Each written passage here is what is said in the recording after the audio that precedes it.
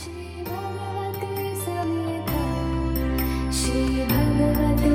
नमः। ॐ सच्चिदानन्द परब्रह्म पुरुषोत्तम परमात्मा श्रीभगवते समेत श्रीभगवते नमः।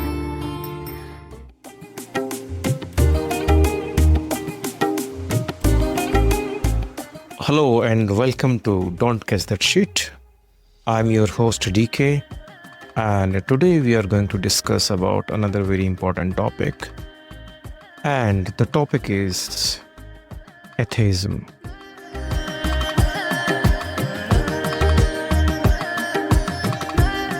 If we look at what is atheism, then we need to get into the depth of the subject.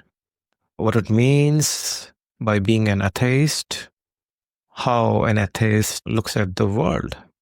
What is the narrative of an atheist towards the entire world, towards how everything functions, about the nature, and we would get to know a lot of things about why do people become atheists and why they are not believing in something which we often call as higher powers or God or some divinity.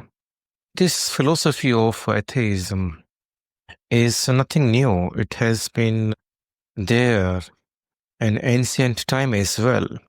If we look at the history of Bharat, then we'll come to know that this atheism is not the modern age philosophy or modern age perspective of looking at the world.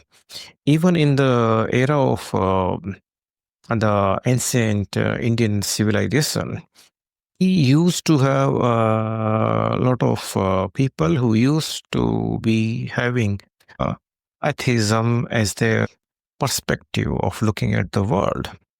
So it's nothing new.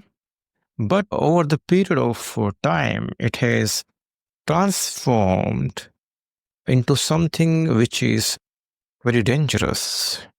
In today's era, it has taken a shape where it has become kind of a very negative perspective about the world.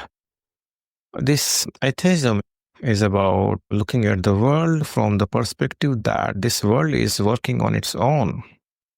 If you ask an atheist, like who is running the whole world, then the atheist will typically say that this world is working on its own. And they will say that everything came on its own. They will cite the example of like wind is flowing on its own, the rain is happening on its own.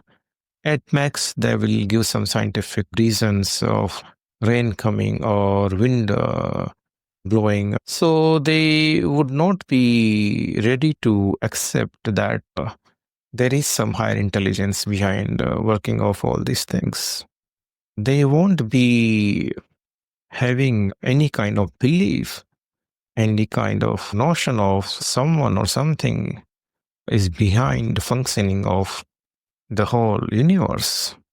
So they would not give any kind of credit to any kind of higher intelligence behind the working of this universe. So this is the main crux of atheism. They do not believe in some higher power, some entity who is running the show. And there is reason behind that. The reason behind being an atheist is that atheist looks at the world from the perspective of the five senses. So if you look at an atheist perspective, they say that I would believe in what I can see, what I can feel, what I can have a tangible notion about it. And if you would ask an atheist that if there is any kind of concept of soul or atma, or if there is any kind of notion of a deity or of a divine power, then their argument is that they don't want to believe in anything that they cannot feel, that they cannot touch, that they cannot verify through the mechanism that they have in their hand. So that is one thing that they often rationalize about the existence of some higher power, because from their perspective, they cannot see God, they cannot see some divine power, they cannot see some higher intelligence.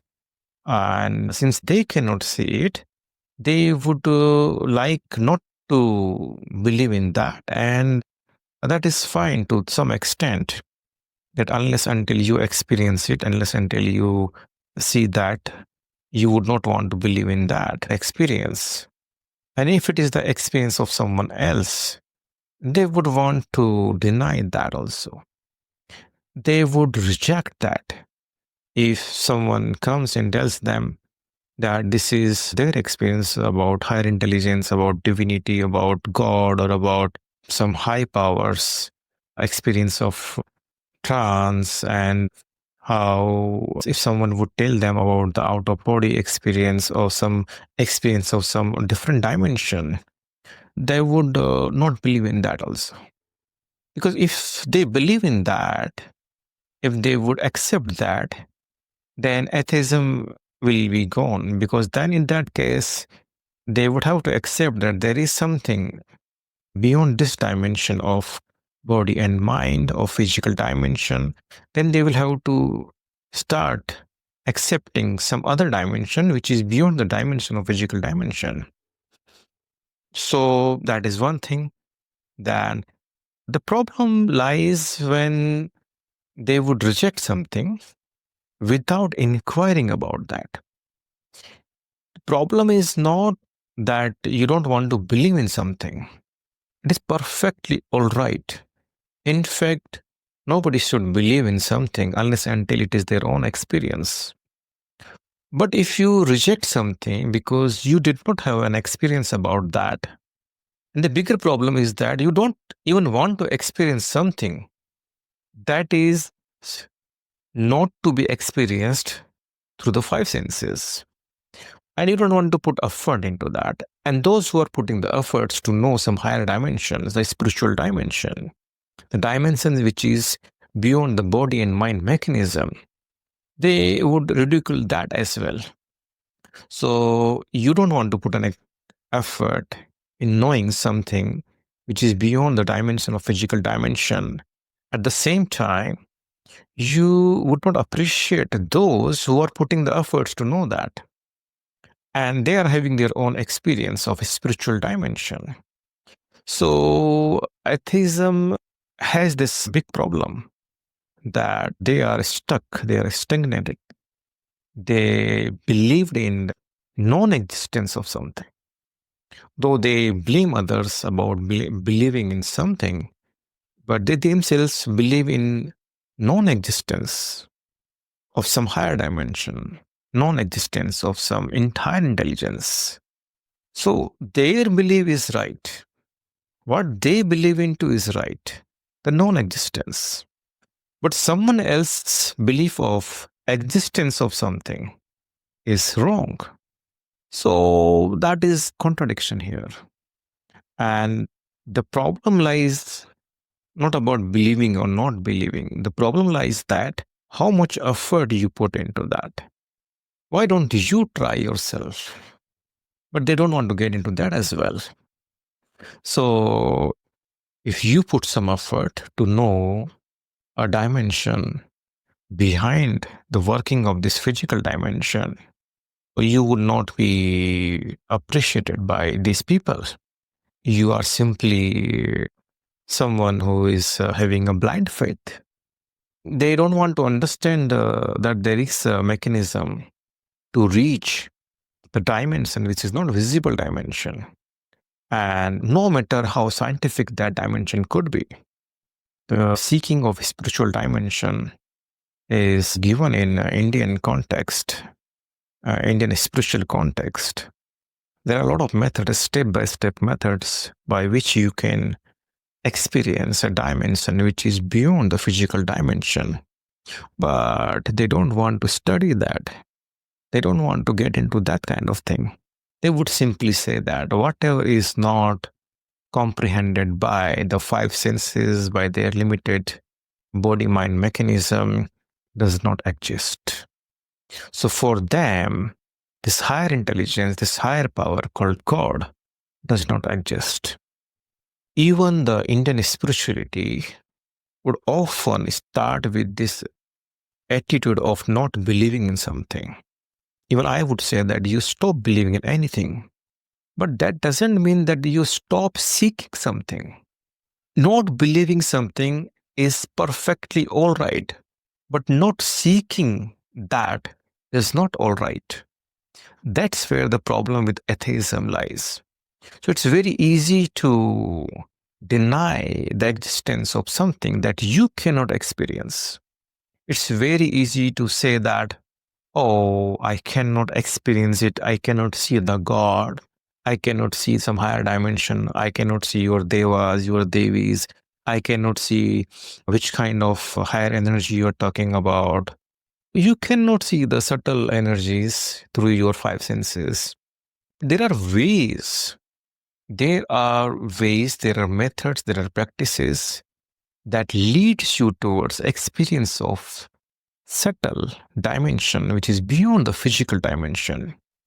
But instead of seeking that, instead of having those kind of efforts, you would want to deny that. That is something where your rigidness comes into picture. You are not flexible enough to accept that there are things which are beyond the dimension of physical dimension. There are a lot of things which are working behind this visible universe. So if you would talk to them about the notion of consciousness, the chetna, that is also referred as soul, they would not want to understand beyond the mechanism of functioning of brain. For them, everything is mind. But they would not accept this mind is also a conditioned consciousness. And to reach to a consciousness which is not conditioned, there are ways to reach to that experience of having pure consciousness. But they would want to deny that. So my advice to these people is that instead of denying the existence of something that you not believe in, you try to get into the shoes of someone else who is putting their effort into knowing something which exists, but you can't see that. Your physical eyes cannot see subtle things. Your instrument cannot capture the dimensions which are working behind these physical dimensions. That doesn't mean that dimension does not exist. Instead of using this approach of rejecting anything that does not fit in your framework of understanding, you should start understanding the framework that has been led by our ancestors, the sages, the rishis, the gurus who have worked on these frameworks, who have given the proper path, the yogic system, the tantras, and so many other things by which seekers and Sanatan Dharma, the practices, a lot of practices are there where people have gone beyond the body and mind mechanism. They have reached to the experience of pure consciousness, which is beyond this limitation of five senses, this limitation of having a perception through your emotions, through your thoughts, your capacity to judge and discriminate, evaluate things. And these are the subjective judgments, the subjective experience, because your mind is conditioned through your own individuality. But when you go beyond that, when you transcend your mind, you reach to consciousness, to chetna, which is pure, unconditioned by these limitations of body and mind of five senses. Next time, when you have this deep urge of rejecting atheism, rejecting the existence of some higher powers, why don't you have a pause, rethink about that, and try to understand why so many spiritual seekers, why they are putting efforts to know something, and how do they feel bliss out of that? How do they find a meaning in that path? Why do so many people from many decades, from the time era of Ramayana, Mahabharata, in this current age also, why are so many people, they are behind these spiritual experiences? There has to be something, right? If it is not your experience, then it is not an experience. So stop living in that denial. Stop living in the denial that if the God is there, then why don't he come and show? You know, atheists always say that if the God is there, why the God is not appearing? You need to understand the concept of God in the spiritual context. The notion of God is not like a figure who would come in front of you and who would like come and say that, oh, I'm God, and like that. If the God comes in front of you, and then you all will stop working and, like just try to be with the God alone. That is not right way of approaching the creation. In this materialistic dimension, there are a lot of ways in which the whole existence is functioning. And the whole existence is functioning with the notion of creation, maintenance, and sustenance. The whole nature is so intelligent. The whole nature knows how to sustain itself, how to get into the creation and then sustenance and the dissolution of something that is not needed. This highly intelligent nature has not come from some void. It has come from something which is highly intelligent. It has to come that way.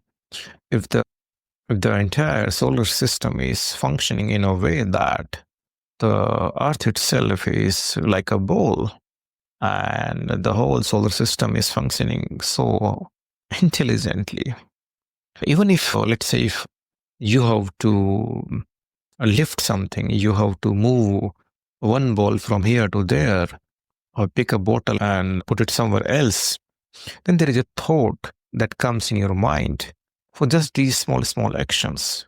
Behind every action, there is some thought, right? You choose to do something. Behind these actions, your mind is working, right? All these activities are happening through you, through your mind. Now, imagine that if such a vast universe is functioning, and it is functioning in a very highly intelligent way. If the earth is moving around sun, also it is moving on its own axis, then there has to be some thought behind it, some highly intelligent mind behind it.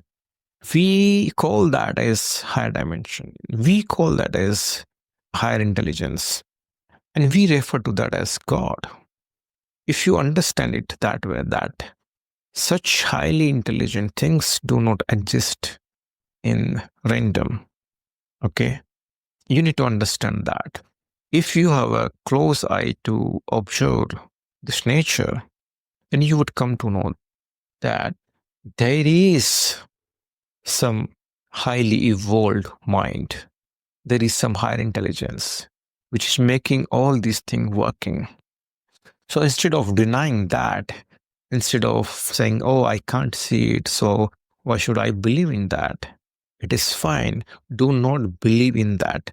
But at the same time, don't stop yourself to seek that.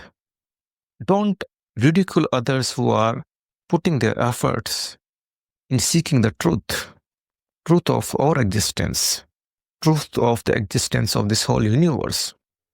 You yourself has not created yourself. How your body and mind mechanism is working so amazingly, so beautiful. Which kind of intelligence is making your heart beat? Which kind of intelligence is ensuring your digestion.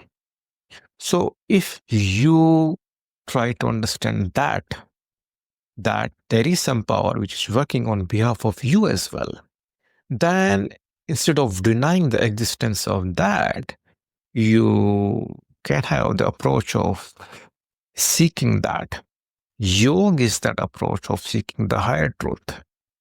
Yoga is the approach of going beyond the limitation of your body and mind mechanism. Yoga is the method, the practice by which you can have the sixth sense or the subtle senses. Through that, you can actually experience the subtle dimension, the spiritual dimension. So just by having the limitation of five senses and ridiculing the existence of something else is not the right approach. At some point, when I also started seeking, then before that, I was also like that, not believing in something that I haven't seen. That is fine. I still do that. But I would never say that if someone else has experienced something that I don't know, I won't start ridiculing that or just say, okay, this is not possible or this experience is false experience. It cannot exist because if I don't know, it doesn't exist. That should not be the approach. Next time when you have an urge, a craving to ridicule someone for their efforts in knowing something that you don't know, something that you have not experienced, then please have a pause and use your rational mind to closely observe the nature, closely observe the higher dimension, which is making everything work. And once you start to explore in that dimension, once you start to seek instead of believing, then you will come to know what is theism all about. Why do people seek? And after seeking, when they have their own experiences, and those experiences perfectly aligns with what our ancient seekers, what our rishis, what the great sages has said about the existence of higher dimension, of spiritual entities, then you will come to know the real truth. So you need to understand that instead of denying the wakeful state, when you are in a dream state, you open your eyes, get out of the dream state, get into the wakeful state, and then only you will come to know that which kind of dream state you are living in. Thank you. असतो मा सद्गमय तमसो मा ज्योतिर्गमय मृत्योर्मामृतं गमय ॐ शान्ति शान्ति शान्तिः. Keep writing, stay safe, stay healthy, remain aware and conscious, become the part of this movement. Until the next episode, be peaceful, blissful, and be aware. Dream tare kita dom na dirana, dream tare kita dom na